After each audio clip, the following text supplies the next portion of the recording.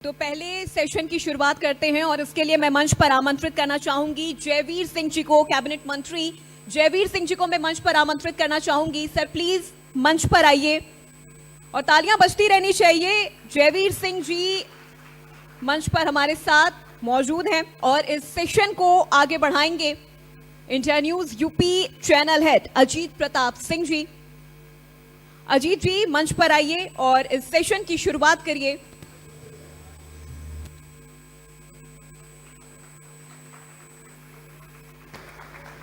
Ajit ji, over to you. Thank you Apoorva.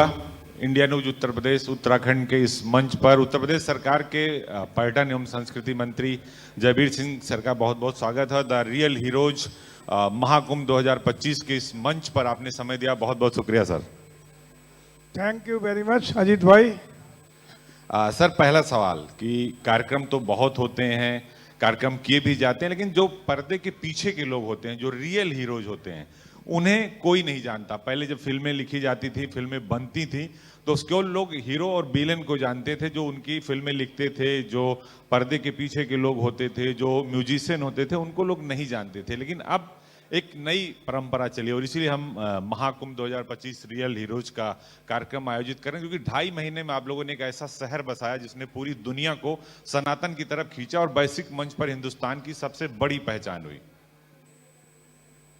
पहले तो सभी दर्शकों को और इंडिया न्यूज के आप सब लोगों को बहुत बहुत बधाइयाँ, शुभकामनाएं कि सनातन संस्कृति के सबसे बड़े महापर्व महाकुंभ 2025 जो गंगा, माँ यमुना, माँ सरस्वती के पावन त्रिवेणी के संगम पर प्रयागराज तीर्थराज की धरती पर आयोजित हुआ, जिसमें देश के अब तक के इतिहास के सर्वाधिक ज़्यादा संख्या में श्रद्धालुओं ने जाकर के आस्था, श्रद्धा और पुण्य की डुबकी लगा करके अपने जीवन को, अपने को कृतार्थ और धन्य करने का काम किया।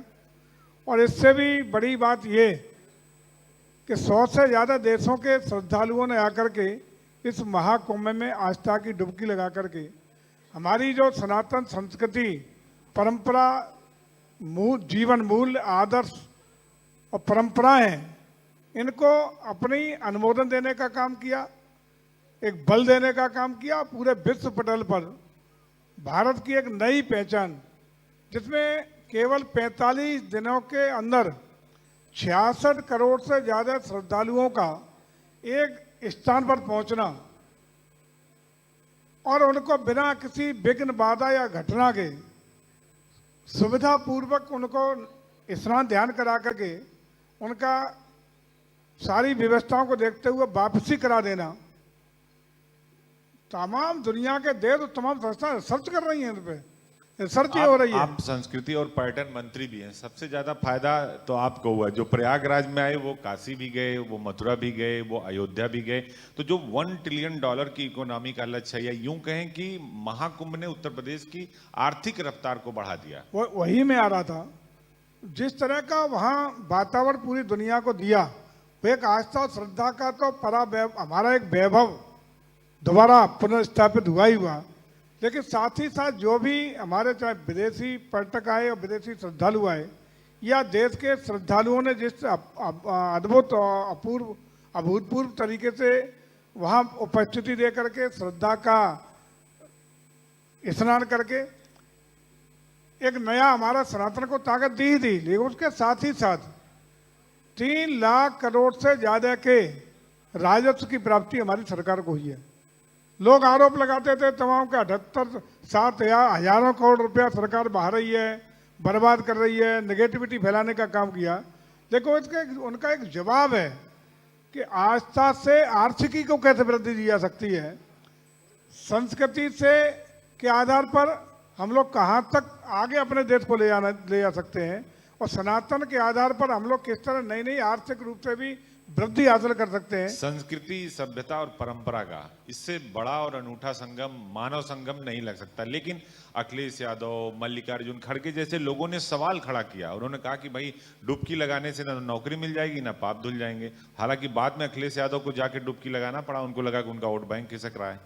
देखिए, अखिलेश जी की चूंकि आप बात किए हैं, तो अखिलेश जी ने तो पहले ही दिन से लेकर के एक दिन खाली नहीं छोड़ा जिस दिन सोशल मीडिया पर नेगेटिविटी फैलाने का काम न किया हो। लेकिन जब उन्होंने पूरे देश और दुनिया का आस्था का सैलाब देखा तो जाकर खुद ही डुबकी लगाए चुपके पे, तो मजबूरी में गए, डुबकी भी लगाए और मजबूरी में गए। हाँ, मजबूरी, 100% मजबूरी, जाके डुबकी भी लगाए। और आपने देखा होगा कि इसके साथ साथ भी लेकिन उससे बाज नहीं आए।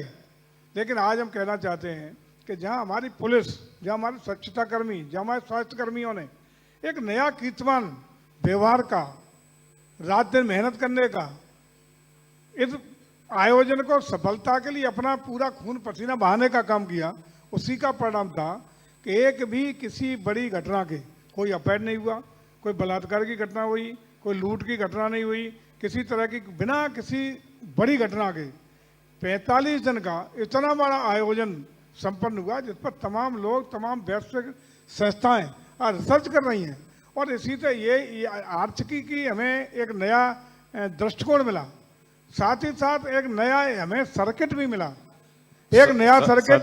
सदन में वक्फ बिल पे चर्चा चल रही थी और अखिलेश यादव महाकुंभ के हादसे पे चर्चा करना चाहते थे। तो आपको लगता नहीं कि महाकुंभ ने विपक्ष के नेताओं की जो डोर थी उसको उनके हाथ से खींच लिया? पूरी तरह बेनकाब हो गए, नंगे हो गए। और देश की जनता ने इनको नकारने का ही काम नहीं किया, बहुत बुरा भला भी कहने का काम किया है। प्रतिक्रिया तो देखिए अब, क्या क्या इनको नहीं नवाजा गया, लोगों ने क्या क्या इनके प्रति बुरी भावना प्रकट नहीं की है कि आप नेगेटिविटी फैलाते हैं, आप ये करते हैं। और एक और हमें लाभ हुआ कि आज आदरणीय योगी जी के नेतृत्व में, आदरणीय मोदी के मार्गदर्शन में उत्तर प्रदेश को पर्यटन और संस्कृति के क्षेत्र में तो नया आयाम मिला ही मिला। आज नए हमारे 5 सर्किट और डेवलप हो गए, चाहे वो नेमी, सारण और लखनऊ को मिलाकर हो, विंध्यवासिनी देवी का प्रयागराज और काशी का हो, गोरखपुर और हमारा अयोध्या जी का हो। नए 5 सर्किट ऐसे डेवलप हुए और उसी का परिणाम है कि आज हमारा पर्यटन और संस्कृति को एक नई गति मिली, नई धारा मिली, नया अनुभव मिला। अखिलेश जी कहते हैं कि पर्यटन और संस्कृति नहीं है, ये तो सिर्फ धर्म की बात कर रहे हैं, देश को सिर्फ धर्म की ओर ले जा रहे हैं और 80 और 20 हिंदू और मुस्लिम का बंटवारा कर रही है बीजेपी। धर्म के नाम पर ही राजनीति, और धर्म डराती है उनको, और वो चाहते हैं कि बीजेपी यही मुद्दा एक बनाती है और इसी के आधार पर आप वोट लेते हैं। देखिए, हम लोग राष्ट्र के हितों की बात करते हैं, राष्ट्र हित में क्या निर्णय लेने हैं, समाज के जो दबे कुचले, शोषित, पीड़ित, वंचित या जो विकास की मुख्य धारा में नहीं आए, वो किसी वर्ग के हों, किसी धर्म के हों, किसी मजहब को मानने वाले, उनको डेवलपमेंट के लिए मुख्य धारा में विकास की लाने का प्रयास करते हैं। उदाहरण के तौर पर अभी जो वक्फ था, वक्फ कानून ऐसा कानून था जिसका उद्देश्य था गरीब मुसलमानों को उनकी गरीबी के दूर करने के लिए या उनकी जरूरत में मदद करने की, उनकी योजना के लिए पैसा। अखिलेश यादव हो, ओवैसी हो, आम आदमी पार्टी के राज्यसभा सांसद संजय सिंह हो, वो तो कह रहे हैं कि बीजेपी वक्फ बिल ला रही है मुसलमानों की जमीनों पर कब्जा करने के लिए, और जबकि योगी जी ने कहा कि हम वहां स्कूल बनाएंगे, आवास बनाएंगे, गरीब बच्चों को देंगे। लेकिन अखिलेश यादव या पूरा विपक्ष वो इस बात को मानने को तैयार नहीं कि आप वो कानून गरीब मुसलमानों के लिए संशोधन बिल आप लाएं। वो कह रहे हैं कि नहीं, ये लाखों एकड़ जमीन वही तो मैं बता रहा हूं, आप एक मिनट दीजिएगा, वही आपके सामने साफ हो जाएगी। जिस गरीबी के उद्देश्य से वक्फ का गठन हुआ, उस उद्देश्यों की पूर्ति करके माफियाओं का तंत्र का उस पर कब्जा हो गया। पूरा जो भी उससे रेवेन्यू अर्जित हुआ, जो वित्तीय संसाधन उपलब्ध हुए, उसका एक मुसलमान कोई बता दे गरीब किसको मदद मिली? कोई स्वीकार करना तो सारा मुसलमान, कहीं कोई लाभ नहीं मिला उसको। आम जिस उद्देश्य से वक्फ का गठन था, उस उद्देश्य की पूर्ति के लिए हम लोगों ने वक्फ कानून में संशोधन करने का काम किया है, ताकि उद्देश्य की पूर्ति भी हो। और दूसरा, जो वक्फ के नाम पर तमाम जमीनों पे अवैध तरीके से कब्जा करने का विवाद पैदा करके जो डिस्प्यूट पैदा किए हैं, वो डिस्प्यूट भी खत्म हो। वास्तविक जो मुस्लिम समाज के लोग हैं उनको उनका हक पहुंचे, इसी उद्देश्य से हम लेके आए। हम एक चीज़ आपको आश्वस्त कर रहे हैं, जो आज जितने भी चिल्ला रहे हैं या मुस्लिम समाज के वो माफिया टाइप के लोग, जो मौलवी टाइप के लोग, इस तरह के जो कब्जा अब तक किए थे, उन्हीं को कष्ट है।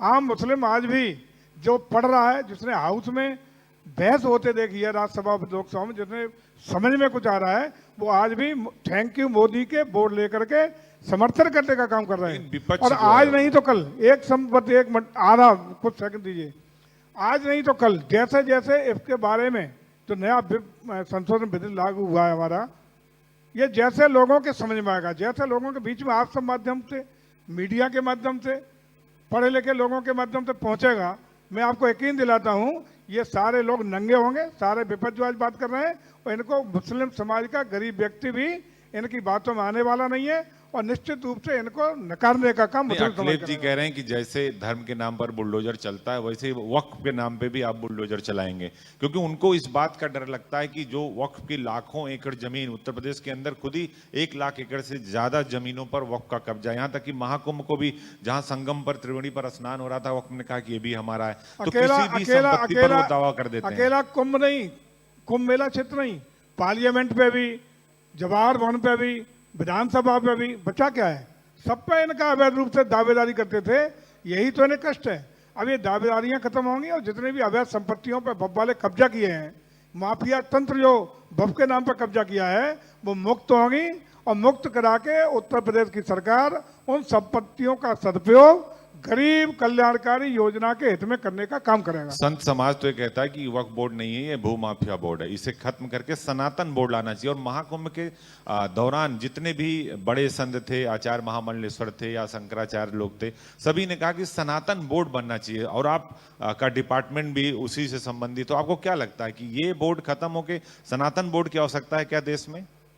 देखिए, हमारी सरकार, मैं पहले ही कहा कि किसी धर्म और मजहब के आधार पर नहीं, लोक कल्याण के लिए, जन कल्याण के लिए, राष्ट्र कल्याण के लिए, और राष्ट्र को परम वैभव और परम ऊंचाइयों पर ले जाने के लिए, विकसित भारत बनाने के लिए जो भी जो उचित होगा वो करना पड़ेगा। वो हमारी सरकार है, चाहे आदरणीय योगी जी के नेतृत्व में उत्तर प्रदेश की सरकार हो या आदरणीय मोदी के नेतृत्व भारत सरकार हो, वो सब करेगी जो राष्ट्र के हित में अपेक्षित होगा। यानी बुलडोजर भी चलता रहेगा और वक्फ की संपत्तियों को आप खाली भी कराएंगे और कार्रवाई भी करेंगे। निश्चित रूप से जो अवैध होंगी कार्रवाई होगी। तो डर क्यों इतना रहे अखिलेश यादव? उनका घर तो वक्फ पे बना नहीं है। अब पता नहीं क्यों डर लगता है उन्हें, तो एक तुष्टीकरण और मुस्लिम के हितों के नाम पर केवल उनको भ्रमित करने का काम कर रहे हैं सारे विपक्ष। धीरे धीरे मुझे लगता है 10 दिन 15 दिन जैसे जैसे स्थिति साफ होगी, यही मुस्लिम समाज इनको घरे आएगा भी और नकारने का भी काम करेगा। वो संभल तो जाने की चर्चा करते हैं, लेकिन वो कभी अयोध्या मथुरा जाने की बात नहीं करते हैं। लेकिन वो वहां तो ये कह देते हैं कि बीजेपी धर्म के नाम पे डरा रही है। मुस्लिम तुष्टीकरण के अलावा इन लोगों ने कुछ किया नहीं। लंबे समय तक शासन करने के बाद भी हिंदुस्तान में आज इसी समाज की, मुस्लिम समाज की आर्थिक स्थितियां क्या है किसी से छिपा नहीं है। लंबे समय तक शासन किसने किया, लेकिन आज तक किसी गरीब मुस्लिम को क्या मिला, ये तो खुद समझना चाहिए मुस्लिम समाज को। और मैं समझता हूं आज मुस्लिम समाज के लिए विकास की योजनाओं में जितनी भागीदारी, जितना लाभान्वित हमारी सरकारों ने किया है, आजादी के बाद पूर्व की किसी विरोधी दल की सरकार में कभी नहीं मिला।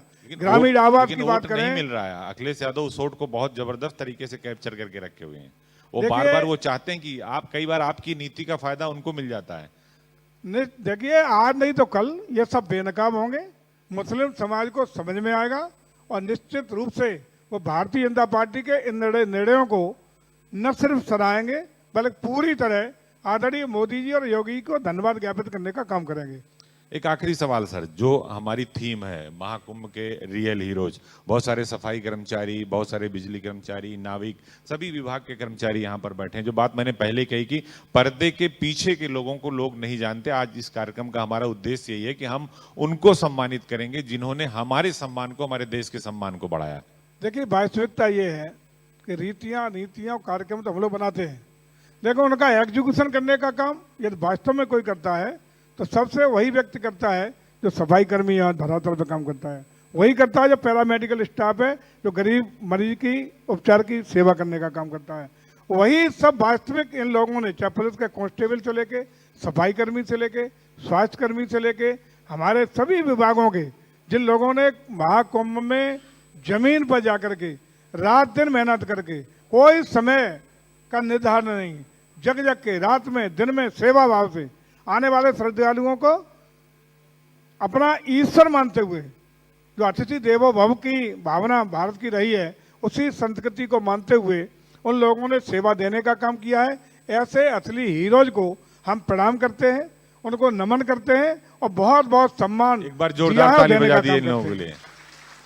बहुत बहुत सम्मान करते हैं। बहुत बहुत शुक्रिया सर कि आप आए, आपने समय दिया। और इस हमारे कार्यक्रम का उद्देश्य भी यही है कि हम उन लोगों को सम्मानित करें जिन्होंने वाकई में ग्राउंड जीरो पर 48 घंटे बगैर खाए बगैर सोए लगातार काम किया। और 67 करोड़ लोग जो पूरी दुनिया से आए, उसमें लगभग 15 लाख विदेशी पर्यटक भी थे। उनको उन्होंने आस्था की डुबकी लगाने में मदद की, उनकी सेवा की, रास्ता दिखाया, पहुंचाया, हर तरह से सेवा किया। ऐसे रियल हीरोज को इंडिया न्यूज भी सलाम करता। बहुत बहुत शुक्रिया sir. Thank you, welcome, thank you.